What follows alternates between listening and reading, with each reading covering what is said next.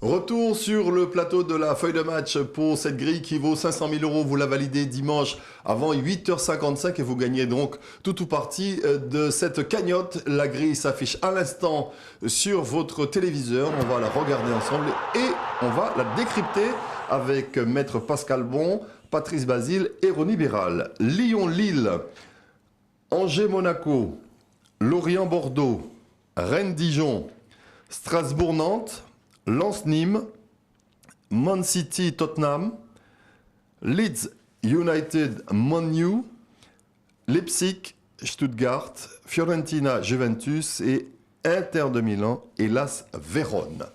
La première rencontre qui nous intéresse, c'est une rencontre placée au sommet de l'affiche, placée au sommet de la grille, placée au sommet du classement de la Ligue 1. Lyon a connu une déconvenue face à Monaco hier avec pas mal de malchance. Ils ont tutoyé les barres et poteaux à 3 ou 4 reprises avant de se faire se faire battre 2-0 par un Monaco impitoyable. Mais là, Lyon va jouer sa dernière chance d'être dans la course pour le titre, mais également pour l'Europe. Mais comme en Espagne, on a effectivement une fin de championnat assez palpitante pour les 4-5 premiers dans ces deux championnats. Et c'est vrai qu'on a le quatrième contre le premier avec, vous avez vu, 3 points. 3 points uniquement qui les séparent. Vous l'avez dit, moi, à mon sens, pour moi, je vais faire une couverture totale. Parce que je pense que, comme vous l'avez dit, Lyon va pouvoir tout donner, rien à perdre, aucun calcul. Lille, c'est finir ses matchs en fanfare. Donc, soit Lyon prend l'avantage parce qu'ils savent jouer, vous avez vu, il y a beaucoup d'occasions avec des joueurs talentueux. En tout cas, si il laisse au fur et à mesure Lille reprendre un peu la main, ça peut donner un match nul, mais en tout cas, ça peut aussi donner une victoire de Lille comme on dit, en costume patron, costume champion. Là, vraiment, on est dans la dernière ligne droite, comme on dit dans le cyclisme. Le sprint est lancé. On a un gros match, Lyon-Lille. Et c'est vrai qu'en tant que pronostiqueur, c'est très compliqué. Mais il y a quand même 2 paramètres dont il faut tenir compte. D'abord, Lyon, effectivement, qui vient de se faire éliminer de la Coupe de France. Et Lille, qui, je le rappelle, pour moi, est en train un petit peu de s'user sur cette longue course qu'il a menée depuis le début et qui commence à... C'est un souhait. Non. Je l'avais déjà dit pour le précédent match, et c'est vrai que je trouve que, franchement, Lille, en ce moment, perd un peu son football qu'il avait au départ, un football tonique, un peu football qui marquait des buts. Et là, aujourd'hui, je trouve que, et d'ailleurs son entraîneur l'a reconnu aussi, qu'on sent une certaine lassitude. Et une lassitude, malheureusement, qui arrive au dernier moment, au mauvais moment. Donc moi, je dirais que Lyon, sur ce match-là, a beaucoup à perdre et beaucoup à gagner. Donc je verrai une victoire de Lyon. Alors, il faut déjà savoir que Lille est invaincu face à Lyon depuis maintenant 9 matchs. Ça, c'est un élément à prendre en compte. La dernière victoire lyonnaise remonte au 18 novembre 2016 et c'était à Lille. À domicile, Lyon n'a plus gagné depuis le 28 février 2015 face à ces Lyonnais. Donc, c'est un match très compliqué qui mérite forcément une couverture. Cela dit, moi, j'ai quand même le sentiment que la peur de gagner ce titre s'est emparée de Lille. Quand on voit les prestations lilloises qui sont toujours entre fit et fente, qui à la fin du match arrivent quand même à récupérer un point. C'était le cas la dernière fois. J'ai bien le sentiment que après ce week-end, Lille risque de se retrouver 4e du championnat. Enfin, on va le voir, mais en tout cas, Lyon va devrait profiter en tout cas de cet état de fait pour prendre des points nécessaires à retrouver justement l'Europe, la Ligue des Champions, puisque c'est ce qui fait défaut au président Aulas pour l'instant. Donc, les 2 équipes peuvent aussi se retrouver, se séparer par un match nul, c'est possible. Ça a été le cas 5 fois au cours des 10 dernières oppositions entre Lyonnais et Lillois. Comme le dit le synthé, attention à ne pas se brûler les ailes pour Lille.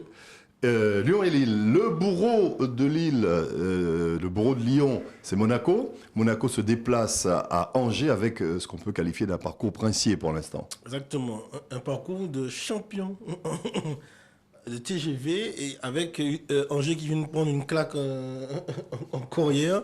Donc ça va pas arranger les choses. Je n'ai aucune difficulté par ailleurs de placer une bille sur le titre pour Monaco. Donc il ne sera aucune chance à Angers de pouvoir l'en empêcher et donc dégager un peu la voie pour pouvoir aller chatouiller le PSG et Lyon ou Lille. Oui, moi je suis du même avis que Pascal. C'est vrai que on a un match là qui est vraiment inégal parce qu'on a un Monaco effectivement qui est en train de, je reprends encore mon terme cycliste, en train de remonter pour essayer d'aller gagner au sprint sur la ligne d'arrivée. Et aujourd'hui, ils ont les moyens, ils viennent donc d'éliminer Lyon brillamment. Et à côté de ça, vous avez Angers qui n'a plus grand-chose à jouer, il faut bien le dire, qui vient de se prendre effectivement 5-0 face à un Paris Saint-Germain, mais qui est tellement au-dessus aujourd'hui que c'est pas vraiment une référence par rapport à Angers.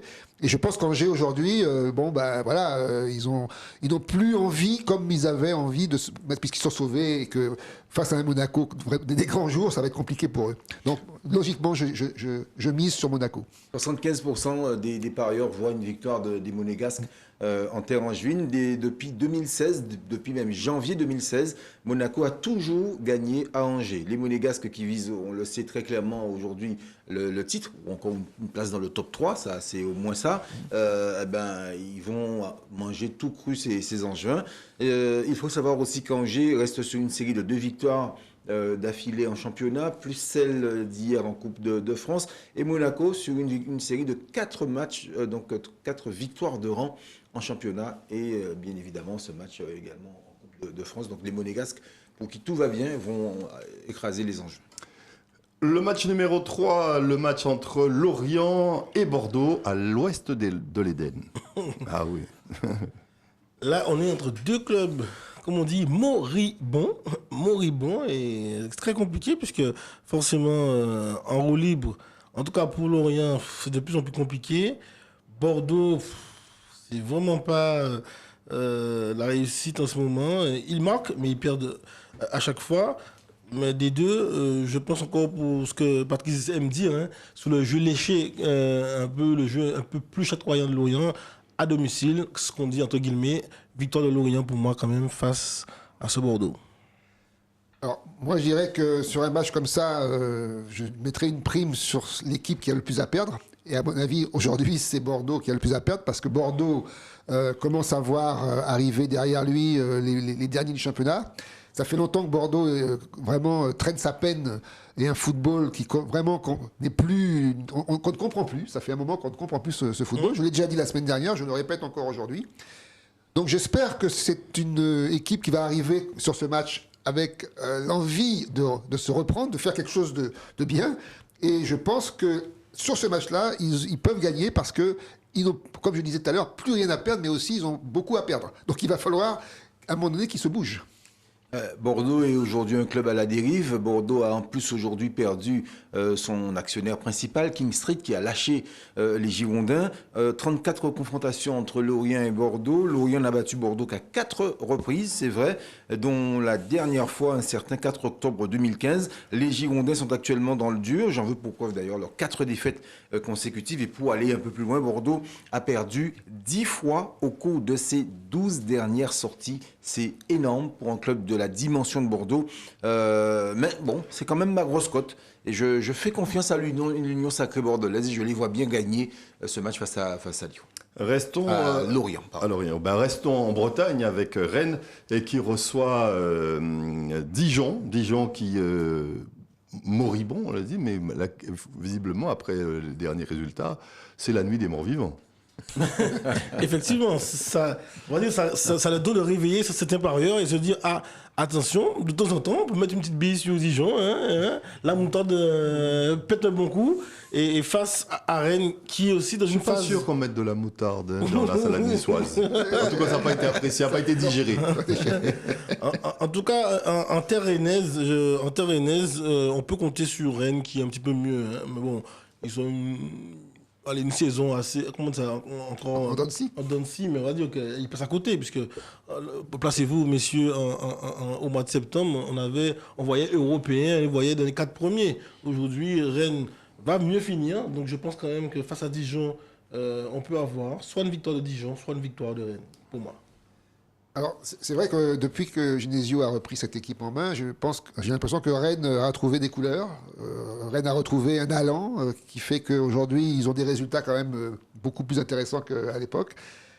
Alors, après, il y a Dijon. Alors, c'est vrai que Dijon, la semaine dernière, ils nous avaient plantés puisqu'on était tous partis sur 10 en pensant que ça allait être une formalité. Et finalement, ils ont réglé leur compte. Donc, c'est vrai que c'est un match qui peut être un petit peu indécis, mais bon, je dirais que Rennes, quand même, chez eux, avec le nouveau, justement, la nouvelle ambition de Genesio, est capable de gagner ce match. Donc, je mettrai quand même mon jeton sur Rennes, sur ce match. Est-ce que vous savez que la dernière victoire de Rennes face à Dijon remonte au 8 décembre 2018 ? Ça, ça fait très longtemps quand même. Que Dijon n'était pas en première ligue, c'est en première division, si. En tout cas, ils n'ont pas gagné depuis. Et puis, monsieur Basile, ça fait quand même 3 saisons qu'ils sont en Ligue 1, les Dijonnais d'affilée. Donc voilà, ça veut dire qu'au moins depuis 3 ans, les Rennais n'ont pas gagné. Dijon qui reste donc sur 3 matchs sans défaite, mais c'est sûr que c'était avant, on peut dire ça, puisque vous l'avez dit vous-même, en championnat, Rennes va beaucoup mieux. Les Dijonnais ont mis un terme à une série de 12 défaites consécutives. On en parlait lors de la dernière émission. Alors qu'en face, Rennes, c'est aussi, c'est une belle équipe qui revient bien avec un nouvel entraîneur, donc ça, de nouvelles idées, 5 matchs consécutifs sans défaite et 2 victoires de rang. Et Rennes sait très bien que pour voir l'Europe, ça passe par une victoire, donc la 5e place est possible. Rennes n'est qu'à 2 points de la 5e place, donc il va falloir gagner et Rennes gagnera à Dijon. 5, c'est le chiffre que je vais retenir, parce que c'est le match numéro 5 qui nous intéresse. C'est Strasbourg qui accueille Nantes. Nantes qui souhaite se maintenir en Ligue 1. C'est ce soir ou jamais. Hein. Ce soir ou jamais, mais j'ai envie de dire qu'en face, on a Strasbourg qui, après une mauvaise période au mois de février-mars, enregistre un petit regain, enregistre un mieux, ça marque. Donc derrière c'était un peu plus compliqué, mais là aussi ils ont un peu fermé un peu mieux les cages et donc à l'arrière. Donc je pense que ce match-là à domicile, moi je mettrais quand même une bille sur Strasbourg, à moins qu'à ce moment-là peut-être au fort d'un petit contre Nantes puisse égaliser. Donc ce serait peut-être un match gagnant pour Strasbourg ou match nul, mais pas de victoire pour moi pour Nantes, pas du tout. Alors, moi, le paradoxe de cette équipe de Nantes, c'est qu'ils perdent, oui, mais ils perdent vaillamment. C'est-à-dire que je trouve qu'ils perdent contre Lyon, mais ils disputent un match quand même qui est assez sérieux, assez branché, comme on dit. Et je pense que autant les équipes précédentes, les deux matchs précédents, ils avaient du mal à gagner parce que c'était vrai que leur adversaire leur était supérieur incontestablement. Autant là, comme on dit dans le synthé, c'est ce soir ou jamais. C'est-à-dire qu'ils ont une équipe à leur portée. Et je pense que s'il y a 3 points à prendre, c'est vraiment là qu'ils peuvent les prendre. Donc ils vont tout faire, à mon avis, pour les prendre. C'est un peu leur match de Champions League à eux. Sinon, c'est fini. Je pense que s'ils perdent ce match, ils peuvent rentrer à la maison et penser à la Ligue 2. Pour faire un clin d'œil à mon consultant préféré, qui a joué à l'OM également, et qui depuis a obtenu son diplôme d'entraîneur, vous disiez que Nantes perdait, mais vaillamment. Habib Bey dit qu'il n'y a pas de défaite encourageante. C'est vrai. Mais quand même. Il y a des fêtes tout court. Pour la petite précision, Patrice, Dijon est en Ligue 1 depuis la saison 2016-2017. D'accord, ok. Voilà. Ça paraît pas. Oui, c'est pas spectaculaire. Ils n'iront pas dans la fameuse Ligue. Voilà. Vous voyez, voilà un argument supplémentaire. Voilà. Il commence à s'y faire. Ça vient. En tout cas, messieurs, sachez que Nantes reste sur une très mauvaise série face à Strasbourg. 4 défaites consécutives pour les Nantais. Ça sent pas bon. Nantes qui va donc se rappeler aux bons souvenirs d'avant cette série, puisque les Canaries restaient sur 3 victoires consécutives face à ces Strasbourgeois et dont 2 victoires à la Méno. Donc je propose de leur faire confiance pour le coup, car ils ne sont pas définitivement encore relégués en Ligue 2. Donc pourquoi pas une victoire de Nantes? Un coup de Nantes, justement, de Koumboiré à Strasbourg, ou encore un match nul. Mais je vois bien les Nantais ramener quelque chose quand même de ce déplacement. Vous, Patrice, qui nous parlez de cyclisme depuis le début de ce magazine, je vais vous emboîter le pas. Je vais vous sucer la roue même, je dirais. Arrêtez-vous là. Rassurez-vous. Oui, ça s'arrête là. Oui, c'est vraiment un écart de langage. Je vous sens un peu troublé. Non. Je vous sens un peu troublé. Ce n'est qu'une métaphore, c'est un écart de langage, ne vous inquiétez pas. On se lance dans un double sprint, mais avec des courses différentes. pour l'Europe et pour le maintien. En effet. Lens-Nîmes, maître. Ben évidemment, on sait que Lens aura à cœur d'assurer, puisque je l'ai dit, hein, les 5-6 premiers sont de mouchoirs de poche. Et il faut que, match après match, chacun puisse engranger des points pour pouvoir assurer et pérenniser leur placement. Mais en même temps, effectivement, en bas aussi, il y a aussi Nîmes qui peut se sauver encore. Nîmes qui voilà, nous gratifie de matchs aussi fort sympathiques et voilà, pas toujours couronnés de succès. Donc, c'est des fêtes encourageantes. Mais je pense que sous ce match-là, on peut peut-être, dans cette peur peut-être de perdre trop de points, allez, tomber sur un match nul. Moi, je vois bien une neutralisation des deux côtés, voilà, parce que personne ne doit perdre en même temps. Moi, je n'ai connu sur ce match Lens, Ronnie, peut-être que vous allez pouvoir m'éclairer. Je crois qu'ils ont eu des problèmes avec le Covid dernièrement, cette équipe-là. Lens, oui. Voilà, donc ils se sont retrouvés très affaiblis la semaine dernière.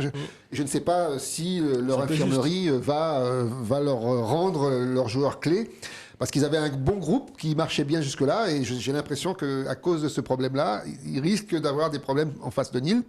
Donc, je suis plutôt sur un match nul sur ce match-là, parce que je pense que Lens, malheureusement, avec cette histoire de Covid, est en train de perdre ses chances d'être européen demain. Mais Lens qui avait, rappelez-vous, était arrivé en Ligue 1 sur la pointe des pieds, se retrouve aujourd'hui déjà sauvé, être sûr de disputer la Ligue 1 l'année prochaine. Donc c'est très très bien pour les Lensois qui donc n'ont plus rien à perdre. Lens n'a plus battu Nîmes à domicile, il faut le savoir, depuis le 30 novembre 2015. Et Nîmes n'a plus gagné en championnat depuis le 21 mars dernier. Les Crocos qui c'est pas top pour eux à ce moment. C'est pas bon pour eux du tout. C'est compliqué pour eux. Donc bon, c'est vraiment une période difficile pour des Nîmois qui vont en plus de ça rencontrer une équipe qui est complètement décomplexée. Ça va être compliqué, mais moi je me dis que Lens en plus Lens n'a plus perdu depuis le 23 janvier, donc ça alimente encore le fait que ces Lensois-là sont sur une bonne dynamique, même si Covid ou pas Covid, je pense que Nîmes ne gagnera pas du côté de Bollard. Allez, on va rentrer dans le temps additionnel de cette période, puisque nous sommes au match numéro 7 et que Man City reçoit Tottenham. Un Man City qui aligne des résultats en dents de scie. Hier encore, ça a été quelque peu difficile pour eux. Et la question, les Sky Blues ont-ils le blues? Alors, juste pour la précision, c'est la finale de la Coupe de la Ligue anglaise. Cette rencontre va compter ne compte pas pour le championnat, mais pour la finale de la Coupe de la Ligue anglaise. Alors, une équipe, vous avez parlé de Manchester City, et en face, on a une équipe qui était entraîné par mon client jusqu'à pas longtemps, et c'est vrai que on verra ce que là, ce match de panache, et là justement je suis obligé de dire deux mots par rapport à ce que je vais dire tout à l'heure. Voilà, c'est un objectif de Mourinho pour sauver la saison, de gagner cette coupe, puisque la sixième place, il n'a pas envie Ce sera sans lui. Voilà, fatiguer les joueurs et finir dans le mou sans rien du tout. Donc, sans jeu de mots. Oui. Exactement. Donc, City reste City. City non plus, je dis match de panache, parce que aussi, pourquoi pas faire le doublé, c'est toujours bon à prendre, c'est toujours beau pour les pépettes, aussi pour le standing. Donc, moi, je vois quand même une victoire de Manchester City. Qui dit match de coupe dit toujours match particulier. On ne peut pas comparer la coupe et le championnat, c'est très différent. Donc d'un côté, on a un Manchester City, effectivement, qui fait figure de favori, logiquement, parce qu'ils ont quand même tout dominé depuis quelques temps. Mais attention, ils ont la tête aussi à l'Europe. Il y a une échéance importante face au Paris Saint-Germain qui arrive. Ils ont un joueur blessé qui est De Bruyne. Et un Tottenham, comme vous l'avez dit si bien, qui aujourd'hui voit la possibilité d'accrocher un titre. Et on sait que Mourinho, quand il s'agit de titres, il a des petits secrets. Il n'est pas là. Il n'est pas là. Enfin, il n'est pas là, mais il peut envoyer quand même des messages. Il peut préparer des trucs. Non, enfin, en tout cas, Tottenham a une chance incroyable de pouvoir sauver une saison qui, pour l'instant, est un petit peu en dents de scie aussi. Donc, moi, je verrais bien Tottenham vainqueur de ce match, sachant que Manchester City a d'autres échéances très importantes qui arrivent derrière. Moi, je vois bien Manchester City profiter justement pour soulever le premier trophée de sa saison avant de clarifier les choses en championnat.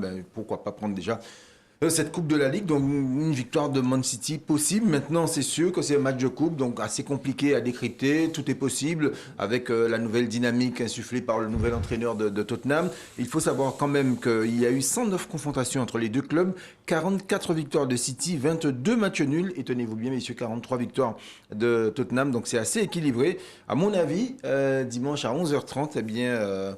il vaudra mieux sortir couvert. Donc je conseille une petite couverture quand même sur ce match. La dernière fois qu'on a vu Tottenham, vous et moi, en finale, vous savez, la première finale de Wembley d'ailleurs, Oui, tout à fait. le nouveau Wembley, c'était Tottenham-Chelsea, je crois. Chelsea, ouais. Et Tottenham s'était imposé. Ouais. Et dans les rangs de Tottenham, il y avait encore Chimbonda. Pascal Chimbonda. Ah oui, ouais. Chimbonda. Ouais. Donc voilà, c'est une compétition que Ils Tottenham aiment bien. connaît et qui aime bien cette compétition. Donc voilà. Mais ceci étant, on vous rappelle qu'il faut pronostiquer cette rencontre-là au terme des 90 minutes. Et il faut pronostiquer cette rencontre-là au terme des 90 minutes. Et quand on sait comment c'est compliqué en Angleterre, ben, la couverture complète préconisée par Rooney ne serait peut-être pas de trop. Vous restez avec nous. On va marquer la pause et on revient dans un instant pour continuer à décrypter cette grille qui vaut, on vous l'a dit, 500 000 € si vous la validez dimanche avant 8h55. A tout de suite.